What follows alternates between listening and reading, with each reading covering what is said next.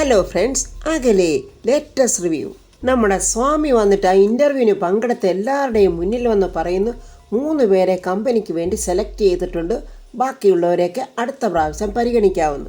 ഋതികയും പല്ലവിയും ആകെ വിഷമിക്കുക. ഋതിക സകല ദൈവങ്ങളെയും വിളിക്കുന്നുണ്ട്. എന്നിട്ട് ചോദിക്കുന്നു, അത് ആരൊക്കെയാണ് സാർ? ആ 3 പേര് ആരൊക്കെയാണെന്ന് പറയുവാണ്. ആദ്യത്തേത് ഋതിക, രണ്ടാമത്തേത് നമ്മുടെ പല്ലവി, മൂന്നാമത്തേത് ആഗ്നേയ പവിത്ര. സ്വാമി അങ്ങനെ പറഞ്ഞത് കേട്ടതും നമ്മുടെ ഋതികയ്ക്കും പല്ലവിക്കും ആഗ്നേയ്ക്കും ഒക്കെ ഭയങ്കര സന്തോഷം. നമ്മൾ കൂട്ടിയിടിച്ചപ്പോഴേ ഞാൻ വിചാരിച്ചതാ ഋതികയെ നമ്മൾ തമ്മിൽ കാണുമെന്ന് എന്നിങ്ങനെ ആ കുട്ടി പറയുന്നുണ്ട്. ബാക്കിയുള്ളവരാരും നിരാശപ്പെടല്ലേ, നിങ്ങളെ പരിഗണിക്കുന്നതാണ്. നിങ്ങളുടെ ഡോക്യുമെന്റ്സ് എല്ലാം കണ്ട് അവിടെ ഓഫീസിലുണ്ട്, കളക്ട് ചെയ്തുകൊണ്ട് വേണം നിങ്ങൾ പോകേണ്ടത് എന്നുകൂടി നമ്മുടെ സ്വാമി മറ്റുള്ളവരോടുകൂടി പറയുന്നുണ്ട്. അപ്പോൾ നിങ്ങൾക്ക് 3 പേർക്കും സന്തോഷമായ? അയ്യോ ആയി സാറേ എന്നിങ്ങനെ പറയുമ്പോൾ സ്വാമി പറയുക, നിങ്ങൾക്ക് സന്തോഷമായെങ്കിൽ ഞങ്ങൾക്ക് കമ്പനിക്കും സന്തോഷമാകണം. അതിന് കുറച്ച് റൂൾസ് ഉണ്ട്. ഞങ്ങളുടെ ചില കണ്ടീഷൻസ് നിങ്ങൾ അംഗീകരിക്കേണ്ടി വരും. ദൈവമേ, കുരിശുവല്ലോ ആണോ എന്നിങ്ങനെ ചിന്തിക്കുന്നുണ്ട് ഋതിക. അതായത് ഈ ജോലിയിൽ കയറണമെന്നുണ്ടെങ്കിൽ ഞങ്ങളുടെ ചില ഡിമാൻഡ്സുകൾ നിങ്ങൾ അംഗീകരിച്ച് ഒരു അഗ്രിമെന്റിൽ നിങ്ങൾ സൈൻ ചെയ്തു തരണം. 1 വർഷത്തേക്കുള്ള ഒരു അഗ്രിമെന്റ് ആണത്. ജോലിയിൽ പ്രവേശിച്ചു കഴിഞ്ഞാൽ ഈ കാലയളവിനുള്ളിൽ ജോലിയിൽ നിന്നും പിരിഞ്ഞു പോകാൻ പാടില്ല. ഇനി അഥവാ കമ്പനിയുടെ അച്ചടക്കങ്ങളെ ലംഘിച്ചുകൊണ്ട് പിന്മാറിക്കഴിഞ്ഞാൽ 10 ലക്ഷം രൂപ പെനാൽറ്റി ആയിട്ട് കമ്പനിക്ക് നിങ്ങൾ നൽകേണ്ടി വരും. ഈ കണ്ടീഷൻസ് ഒക്കെ അംഗീകരിച്ചെങ്കിൽ മാത്രമേ ഈ കമ്പനിയിൽ നിങ്ങൾക്ക് ജോലി കിട്ടൂ. എന്തു പറയുന്നു നിങ്ങൾ 3 പേരും? കമ്പനി അഗ്രിമെന്റിൽ സൈൻ ചെയ്ത് ജോലി പ്രവേശിക്കുന്നോ അതോ ഇനി ജോലി വേണ്ടാന്ന് വെച്ച് തിരികെ പോവുകയാണോ? ഋതിക പറയുക, സാർ ജോലിക്ക് വേണ്ടിയല്ലേ ഞങ്ങൾ ഇന്റർവ്യൂവിൽ കഷ്ടപ്പെട്ട് പങ്കെടുത്തത്, ജോലി വേണ്ടെന്ന് വെക്കാനല്ലല്ലോ. ഞാൻ എന്തായാലും ഈ കണ്ടീഷൻ അംഗീകരിക്കുന്നു. ഉടനെ പല്ലവി പറയുന്നു, ഈ ഡിമാൻഡ്സിൽ ഒരു കുഴപ്പമില്ലല്ലോ, ഞാനും അംഗീകരിക്കുന്നു, ഞാൻ കേട്ടപ്പോഴേ അംഗീകരിച്ചു കഴിഞ്ഞു എന്നിങ്ങനെ ആഗ്നേയും പറയുക. എന്നാലൊരു കാര്യം ചെയ്യും, 3 പേരും ഇങ്ങോട്ട് വാ, നമുക്ക് അഗ്രിമെന്റ് സൈൻ ചെയ്യാം. നമ്മുടെ വേണുവട്ടന് എന്തോ മൊബൈലിൽ ഇങ്ങനെ നോക്കിയിരിക്കുവാണ്. രാധമ്മയാണെങ്കിൽ എടി പ്രിയേ പ്രിയേ എന്ന് വിളിച്ചു പോവുക. എന്താ അമ്മേ എന്നും പറഞ്ഞ് പ്രിയ ഓടി വരുന്നുണ്ട്. എടി നീ രാജുവിനുള്ള ഫുഡ് എടുത്തോ? അമ്മയെ എടുക്കുന്നതേ ഉള്ളു, കരിമീൻ പൊരിച്ച് കഴിഞ്ഞില്ല. അയ്യോ വേഗം ആകട്ടെടി, ചെറുക്കന് വിശക്കില്ലേ, സമയം ഉച്ച കഴിഞ്ഞു. എന്താ അമ്മേ ഇത്, ഇങ്ങനെ തിരക്ക് കൂട്ടിയാലോ? മീൻ ഫ്രൈ ആകാതെ എടുത്തോണ്ട് പോകാൻ പറ്റുമോ? എന്തിനാ നിങ്ങൾ ഇങ്ങനെ കിടന്ന് തിടുക്കം കൂട്ടുന്നത്? സമയമാകുന്നതല്ല ഉള്ളു എന്നൊക്കെ വേണുവേട്ടൻ ചോദിക്കാം. എടി പ്രിയ, അവനെ ഇങ്ങോട്ട് പോയി ജയൻ, അത് കുളിക്കുന്നച്ചാ ഈ ഉച്ച നേരത്തോ അതോ കാക്കക്കുളിയാണോ? അച്ഛ അതെ, ഇപ്പൊ കുളിക്കുന്നത് വേറൊന്നിനുമല്ല, ഞങ്ങളോടൊപ്പം വരാൻ വേണ്ടിയാ. അവനെന്തിനാ നിങ്ങളോടൊപ്പം വരുന്നത്? അച്ഛ രാജുവിന്റെ ഓഫീസൊക്കെ കാണാൻ ആഗ്രഹമുണ്ടെന്ന്. രാധമ്മ അതിനെ ഏറ്റുപിടിക്കുന്നുണ്ട്. അളിയന്റെ ഓഫീസൊക്കെ കാണാനുള്ള ആഗ്രഹം സ്വാഭാവികമാണ് അളിയനുള്ളത്. ജയൻ ആരാണെന്നും ജയൻ അവിടെ ചെന്ന എന്തൊക്കെ കാട്ടിക്കൂട്ടുമെന്നും നല്ലതുപോലെ നമ്മുടെ വേണുവേട്ടനറിയാം. വേണുവേട്ടൻ പറയാം, ആഗ്രഹമൊക്കെ അവിടെ ഇരിക്കട്ടെ, പക്ഷെ അവൻ ഇപ്പൊ പോകണ്ടെന്നാ ഞാൻ പറയുന്നത്. ഓഫീസൊക്കെ ഇപ്പൊ സ്റ്റാർട്ട് ചെയ്തതല്ലേ ഉള്ളു, അതൊക്കെ ഒന്ന് ഓർഡർ ആകട്ടെ, എന്നിട്ട് പോയാൽ മതി. അച്ഛാ ജയേട്ടൻ ഞങ്ങളോടൊപ്പം വരാൻ ഒരുപാട് മോഹിച്ചു പോയതല്ലേ, അതുകൊണ്ട് എങ്ങനെയാച്ചാ ഇനി വരണ്ടാന്ന് പറയുന്നത്? മോഹിക്കാനെന്താ, ഇതുപോലെ പലഹാരമോ പഴമോ വല്ലോ ആണോ? ഇന്ന് ഉച്ചയ്ക്ക് നെയ്മീൻ കറിയുണ്ടോ? ഉണ്ട്. കരിമീൻ കറിയുണ്ടോ? ഉണ്ട്. അച്ഛാ കരിമീൻ കറിയുണ്ട്, കരിമീൻ പൊള്ളിച്ചതും ഉണ്ട്. പിന്നെ എന്തൊക്കെ കറികളുണ്ട്? ചിക്കൻ കറിയുണ്ട്, ആവോലിയുണ്ട്, അച്ചങ്ങ തോരനും കോവയ്ക്ക മെഴുക്കും. ശരി ശരി, അച്ചങ്ങയും കോവയ്ക്ക അങ്ങ് വിട്, ഇത്രയധികം മീൻ ഇറച്ചിയൊക്കെ ഇല്ലേ? അതെന്താ അച്ഛാ അങ്ങനെയൊക്കെ പറയുന്നത്? എന്നാലേ ജയന്റെ കാര്യം ഞാൻ ഏറ്റു. ഓഫീസിൽ പോകാൻ മോഹിച്ച അവനെ ഞാൻ ഈ മീൻ കറിയൊക്കെ കാണിച്ച് മോഹിപ്പിക്കും. നിങ്ങൾ അതുകൊണ്ട് വേഗം പോകാൻ നോക്ക്. എടി പ്രിയ വേഗം വാ, ഭക്ഷണം എടുത്തു വെക്ക്. സ്വാമി അങ്ങനെ ഫോമൊക്കെ ഫില്ല് ചെയ്യുവാണ്. ഋതികയോട് ചോദിക്കുന്ന പേര് പറഞ്ഞ് ഋതിക ഒന്ന് ഞെട്ടുന്നുണ്ട് നമ്മുടെ സ്വാമി, എന്താന്നറിയില്ല. എന്താ സാറേ എന്നിങ്ങനെ ഋതിക ചോദിക്കുന്നു. അല്ല അങ്ങനെ തന്നെയാണോ പേര്? അതെ. വീട്ടുപേരെന്താണ്? വർമ്മ ഹൗസ്. രോഷനി ഈ സമയത്ത് രാജുവിന്റെ ക്യാബിനിലോട്ട് വന്നിട്ട് ലഞ്ച് കഴിക്കാൻ പോകാന്ന് പറയാം. ഏതോ വലിയ ഹോട്ടലിന്റെ പേരൊക്കെ അവൾ പറയുന്നുണ്ട്. രാജു പറയാം, ഇന്ന് അവിടെ അങ്ങും പോകണ്ട, ലഞ്ചേ ഇങ്ങോട്ട് വരുന്നുണ്ട്. എന്താ രാജു പറയുന്ന മനസ്സിലായില്ല? എൻ്റെ അമ്മ ഇങ്ങോട്ട് വരുന്നുണ്ടെന്ന്, എനിക്കുള്ള ലഞ്ചുമായിട്ട് ഇങ്ങോട്ട് വരുന്നുണ്ടെന്ന്. രോഷനിക്ക് വേണമെങ്കിൽ എൻ്റെ ലഞ്ചിൽ പങ്കുചേരാം. ആഹാ, രാധമ്മ ഇങ്ങോട്ട് വരുന്നുണ്ടോ? What A surprise. രാജു എപ്പോഴും ഫോണിൽ പറഞ്ഞു കേട്ടിട്ടുള്ളതല്ലാതെ ഞാൻ ഇതുവരെ നേരിട്ട് രാധമ്മയെ കണ്ടിട്ടില്ല. ഏതായാലും ഇന്ന് കാണാമല്ലോ. എന്നിട്ട് അവൾ മനസ്സിൽ പറയുക, എൻ്റെ ഫാമി മദർലോ അല്ലേ? ആഹാ കൊച്ചു കള്ളി, അപ്പൊ ഇതാണ് നിന്റെ മനസ്സിലിരിപ്പല്ലേ? അമ്മായിയമ്മയും മരുമകളും തമ്മിൽ ഒരു കെമിസ്ട്രി ഒക്കെ ഉണ്ടാക്കി എടുക്കേണ്ടതാണല്ലോ. അങ്ങനെ രോഷിനി മനപ്പായസം കുടിക്കാൻ തുടങ്ങി. രാജു രാധമ്മയെക്കുറിച്ച് വിവരിക്കുവാണ്. എൻ്റെ അമ്മ ഒരു ശുദ്ധഭാവമാണ്. ശുദ്ധഭാവം എന്ന് വെച്ചാൽ ആരെന്ത് പറഞ്ഞാലും തിരിച്ചൊന്നും പറയില്ല. പക്ഷേ ഇപ്പോഴെൻ്റെ അമ്മ അങ്ങനെയല്ല. അമ്മ ആകെ മാറിപ്പോയി. അപ്പോൾ രാജുവിനും മനസ്സിലായി രാധമ്മയുടെ ഒരു മാറ്റം. അപ്പോൾ അവൾ ദാണ്ട രാജുവിൻ്റെ മനസ്സിലൊരല്പം തീ കൂട്ടുന്ന പോലെ. അന്നത്തെ ആ ഇൻസിഡന്റിന് ശേഷമാണോ രാജു മറക്കാൻ ശ്രമിച്ചാൽ ഇവള് മറക്കാൻ സമ്മതിപ്പിക്കില്ലെന്നാ തോന്നുന്നത്. ആ വീട്ടിലെ ഒരാജന്മ ശത്രുവായിട്ട് ഒരാൾ ഞങ്ങൾക്കുണ്ടായിരുന്നല്ലോ, അംബിക. അവരുടെ ചില വാക്കുകൾ ഹൃദയത്തെ കീറിമുറിക്കുന്ന കടാരകളായിരുന്നു. എനിക്കിതൊക്കെ ഡാഡി പറഞ്ഞുള്ള കേട്ടറിവേ ഉള്ളു രാജു. പക്ഷെ അംബിക അല്ലല്ലോ മുഖ്യപ്രതി. ഇതിലെ പ്രധാന പ്രതി ആ മുൻ മന്ത്രിയും അയാളുടെ മകളുമല്ലേ. ഇവളപ്പോൾ കുളം കലക്കി മീൻ പിടിക്കാൻ തന്നെയുള്ള പ്ലാനിലാണ്. രാജുവിനത് മനസ്സിലാക്കിയിട്ട് രോഷ്നി പ്ലീസ് നമുക്ക് ഈ ടോപ്പിക് ഇവിടെ വെച്ച് നിർത്താം. രാജുവിന് ആ മാറ്റർ കേൾക്കുമ്പോൾ വിഷമമുണ്ടാവുന്നത് കൊണ്ടാണോ അതോ ഇനി അവരെ കുറ്റം പറയുന്നതിൽ താല്പര്യമില്ലാത്തത് കൊണ്ടാണോ? അത് മനസ്സിലാക്കാനുള്ള സാമാന്യ ബോധമില്ലേടി നിനക്ക്? എഴുന്നേറ്റ് പോകാൻ നോക്കടി. അയ്യോ സോറി, ഇത് ഞാൻ പറഞ്ഞതാണേ. രോഷ്നി വിടാൻ പ്ലാനില്ല. രാജു പറ, എന്താണെന്ന് അറിഞ്ഞിരുന്നെങ്കിൽ ഞാനിനി ശ്രദ്ധിച്ച് സംസാരിക്കാമല്ലോ. രാജുവിന് ദേഷ്യം കൊണ്ട് വയ്യ, പക്ഷെ അത് പ്രകടിപ്പിക്കാനും പറ്റില്ല. രാജു പറ, രോഷ്നി, എൻ്റെ അച്ഛൻ എപ്പോഴും പറയുന്ന ഒരു വാക്കുണ്ട്, മനസ്സിന് വേദന ഉളവാക്കുന്നതും ഇഷ്ടമല്ലാത്തതുമായ കാര്യങ്ങൾ ഒരിക്കലും ഓർക്കാതിരിക്കുക. രാധമ്മയൊക്കെ എങ്ങനെ മറക്കാനാവും രാജു? അത്രയ്ക്കധികം അപമാനമല്ലേ അവർക്ക് അവിടുന്ന് കിട്ടിയത്? ഇവൾ ഒരു നടയ്ക്ക് പോകുന്ന ലക്ഷണമില്ല. മാന്യമായ രീതിയിൽ രാജു പറഞ്ഞു നോക്കി. അപ്പോൾ ഇവൾ കിട്ടാനുള്ളത് വാങ്ങിയിട്ടേ പോകത്തുള്ളൂ. സർവ്വ ദേഷ്യവും മനസ്സിലടക്കി രാജു പറയുന്നു, രോഷ്നി പ്ലീസ്, അല്പമെങ്കിലും വിവരവും ബോധം ഉണ്ടെങ്കിൽ എഴുന്നേറ്റ് പോടി എന്നിങ്ങനെ പറയണമെന്ന് ആഗ്രഹമുണ്ട് രാജുവിന്. പക്ഷെ നിവർത്തിയില്ലല്ലോ. ഉടനെ അത് മനസ്സിലാക്കിയിട്ട് അവൾ, രാജു സോറി. ഈ സമയം ഋതിക ആ അഗ്രിമെന്റിൽ സൈൻ ചെയ്യുവാണ്.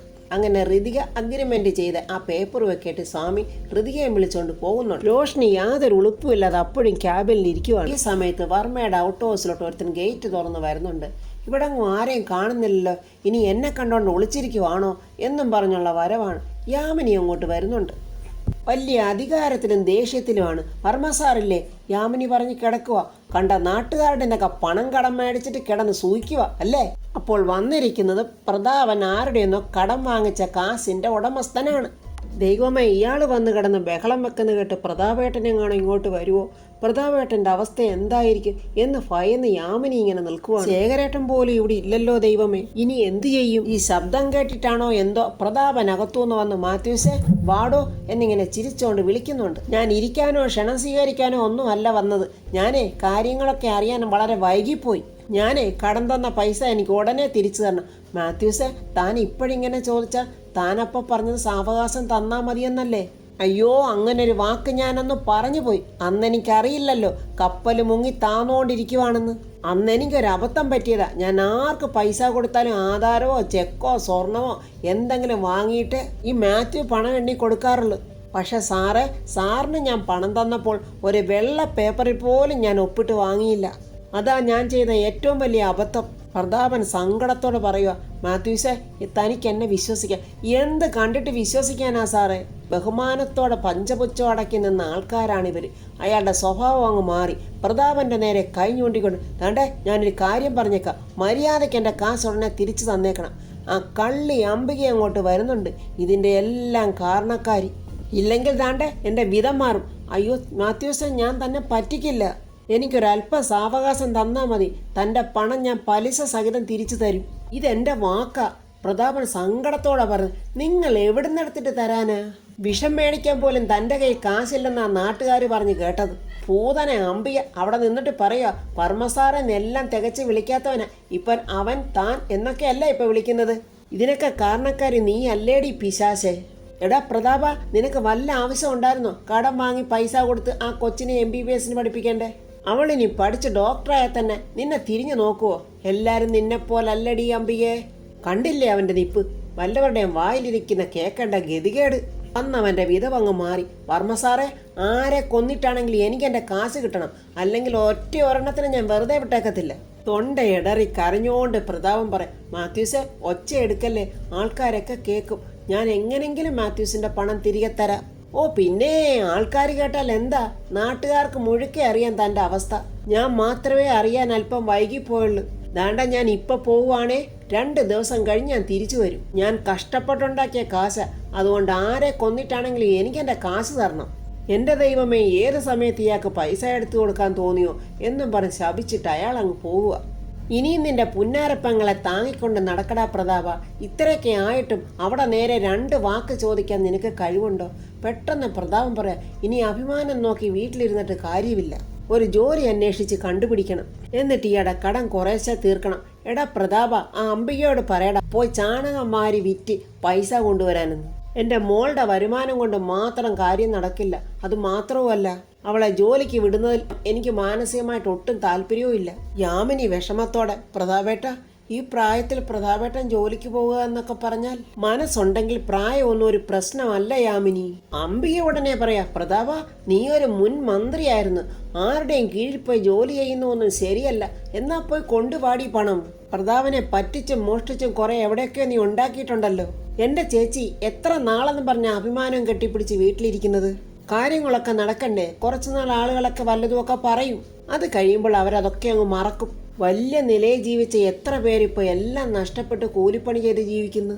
അതിൽപ്പെട്ട ഒരാൾ ഞാനെന്നും അങ്ങ് ചിന്തിച്ചാൽ പിന്നെ പ്രശ്നം തീരുമല്ലോ. പ്രതാപൻ അങ്ങനെ പറഞ്ഞുകൊണ്ട് നിൽക്കുമ്പോൾ ദാണ്ട ആ അഹങ്കാരി നന്ദനി, ആ ഒന്നിനും കൊള്ളാത്ത ദീപക്കും കൂടെ വന്നിട്ട്, അതെ, ഈ ഒരവസ്ഥ കാണാൻ വേണ്ടിയാണ് ഞാൻ ഇങ്ങോട്ട് വന്നത്. ജയിലിൽ കിടക്കുന്ന എൻ്റെ അച്ഛന് വേണ്ടി ഞാൻ ഇത്രയെങ്കിലും ചെയ്യണ്ടേ? പ്രതാപൻ ദീപക്കിനെ ഒന്ന് സൂക്ഷിച്ച് നോക്കിയിട്ട് അകത്തോട്ട് കയറിയങ്ങ് പോയി. നന്ദന മനസ്സിൽ പറയാം, തേച്ചു മിനുക്കിയ വെളുത്ത ഷർട്ടുണ്ടല്ലോ, അതിൽ കരിയും ചെളിയും ഒക്കെ പുരളുന്ന എനിക്ക് കാണണം.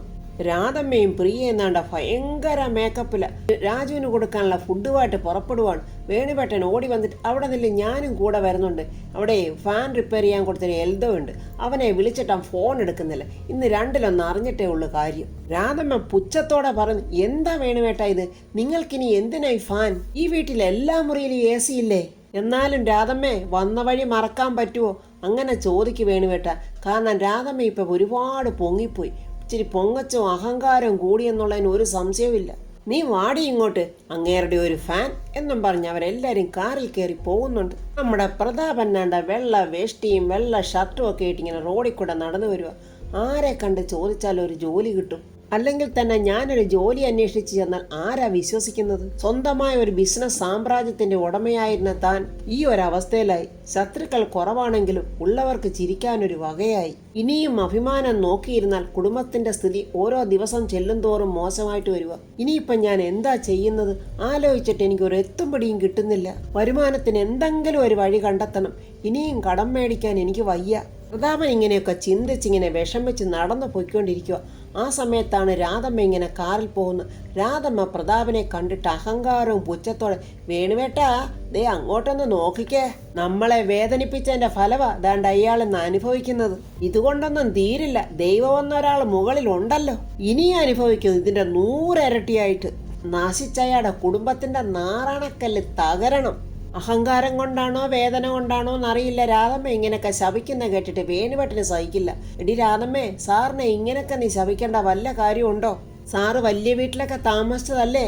ഒരു സുപ്രഭാതത്തിൽ ആ വലിയ വീട്ടിൽ നിന്ന് ചെറിയ വീട്ടിലോട്ട് സാറ് മാറിപ്പോയി. അഡ്ജസ്റ്റ് ചെയ്യാൻ പാടുണ്ടാവും, അതിന്റെ വിഷമമാ സാറിന്റെ മുഖത്തിൽ കാണുന്നത്. രാധമ്മയാണെങ്കിൽ ദേഷ്യം കൊണ്ട് അലറുക. നിങ്ങൾ ആ ദുഷ്ടന്റെ സൈഡ് പിടിച്ച് സംസാരിച്ചോ? അയാൾ ദ്രോഹിച്ചതേ നമ്മുടെ കുടുംബത്തെയാ, അല്ലാതെ അന്യരെ അല്ല, അത് നിങ്ങൾ മറക്കരുത്. നീ ഇനി അതിനുവേണ്ടി കാട് കയറി ചിന്തിക്കുകയൊന്നും വേണ്ട രാധമ്മേ.